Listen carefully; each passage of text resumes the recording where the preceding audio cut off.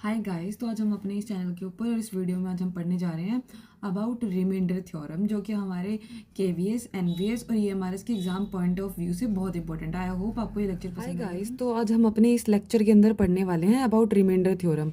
आपको पता है गाइस कि रिमाइंडर थ्योरम के अंदर हमने क्या पढ़ा था कि वहाँ पर हम हमारी जो स्टेटमेंट है, पहले हम स्टेटमेंट रीड करते हैं। इसमें यह है कि लेट, हम मान के चलते हैं ये हमारी स्टेटमेंट है, let P of X be a polynomial of degree greater than और equal to 1 and a is any real number. If p of x is divided by x minus a, then p of a is a remainder.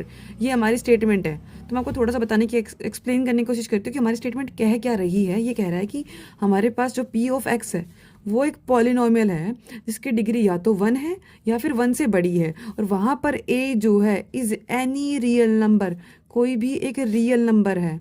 Okay ये कह रहा है कि अगर आपका p of x को अगर आप डिवाइड करते हो x माइनस ए से, तो जो आपके पास p ऑफ a होगा वो आपका रिमाइंडर होगा। ये हमारा ये स्टेटमेंट बताने की कोशिश कर रही है।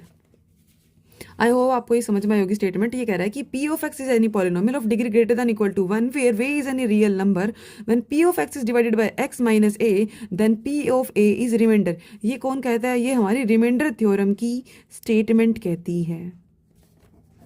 Remainder theorem statement.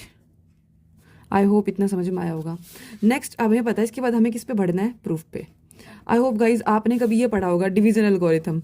जब आपने डिवीजन एल्गोरिथम पढ़ा होगा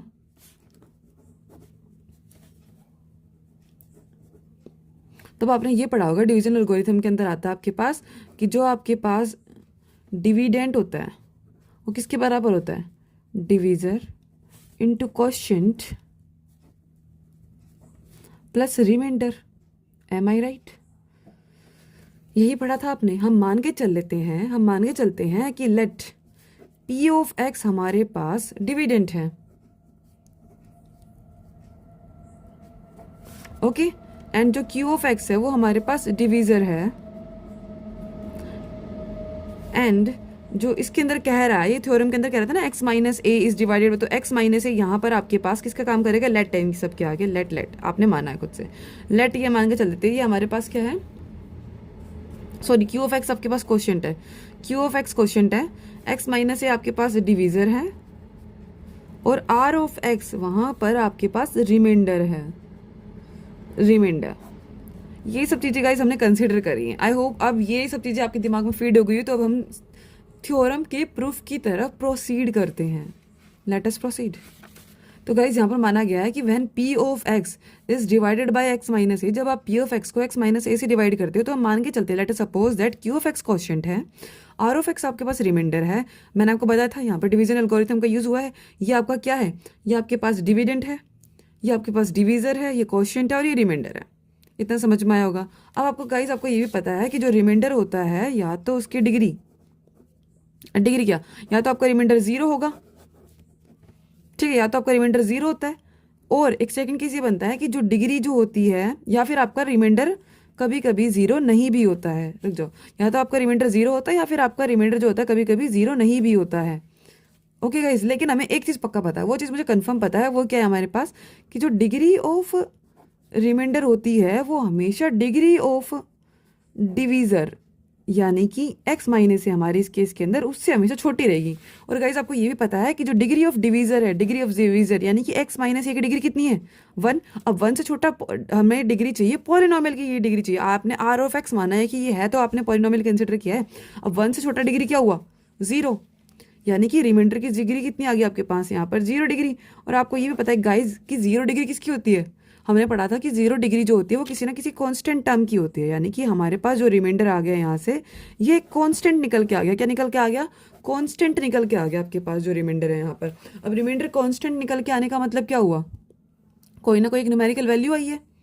अब मैं आपको इसके से पढ़ते हैं, इसका मतलब, हाँ मैं आपको बताती हूँ। अब ये कांस्टेंट निकल के आ गया, इसका मतलब रिमाइंडर आपके पास r ऑफ x ना मान के, अब आप रिमाइंडर को r ऑफ x मतलब जो वेरी कर रहा है, अब ये कांस्टेंट, ये तो वेरी कर नहीं रहा, इसका मतलब आपका रिमाइंडर r ऑफ x ना होके जस्ट रिमाइंडर, जब आप इसके अंदर लिखने लगोगे, यहाँ पर कहाँ पर लिखा था हमने? इसमें नहीं लिखा, जो आपने लिखा था ना statement, p of x is equal to q of x into x minus a plus r of x, इसके अंदर आप इसको r ऑफ x ना कंसिडर करके अब इसे जस्ट आप r कंसिडर करोगे, r, क्योंकि ये आपका कांस्टेंट बन चुका है। आई होप गाइस इतना समझ में आया होगा। अब हम दोबारा प्रूफ की तरफ प्रोसीड करते हैं। तो गाइस हमने पढ़ा था कि ये हमारे पास आ गया था कि या तो आपका रिमाइंडर 0 होगा, और हमें पता है कि जो डिग्री ऑफ रिमाइंडर होती है वो हमेशा डिग्री ऑफ डिवाइजर से कम होती है, जिसकी डिग्री 1 है। यानी कि हमारे पास यहाँ पर जो डिग्री ऑफ डिवाइजर 1 है, इसका मतलब हमें ये पता चल गया कि जो यहाँ पर डिग्री ऑफ रिमाइंडर होगी वो 0 आएगी। लेस देन 1 का मतलब क्या होगा, डिग्री ऑफ रिमाइंडर जो होगी वो 0 आएगी। डिग्री किसकी 0 होती है, किसी कांस्टेंट टर्म की 0 होती है, तो मैं उसे आर ऑफ एक्स ना कंसिडर करके कोई कांस्टेंट कंसिडर करूंगी। हमने उसको आर कंसिडर कर लिया, लेट से आर है। ओके, यानी कि मैं इसको अब ऐसे लिख सकती हूँ जो हमने डिवीजन एल्गोरिथम 1 को लिखा था। यानी कि हम इसमें कहते हैं equation number 1 can be return equation number कौन मैंने अब ऐसे लिख दिया। अब इसने मुझे पूछा था कि पी ऑफ ए पे रिमाइंडर है, इसने वैल्यू किस पे पूछी थी मेरे से, ए पे पूछी थी। ए यहाँ पर सॉरी ये ए पे वैल्यू पूछी थी। मैं एक्स की जगह पे यहाँ पर ए रख दूंगी, putting x equal to a in equation number second. A को रख दो यहाँ पर a minus a q of a plus r, a minus a 0 into something 0 plus r, यानी कि आपका जो आर है वो पी ऑफ ए के बराबर आ गया। यही आपको दिखाना था कि जो रिमाइंडर है वो आपका पी ऑफ ए के इक्वल होगा। तो आप लास्ट में लिख दोगे hence P of x is divided bye when आप बोलोगे when p of x is divided by x minus a then remainder is p of a। तो इस तरीके से हमारी रिमाइंडर थ्योरम होती है प्रूफ। Thank you.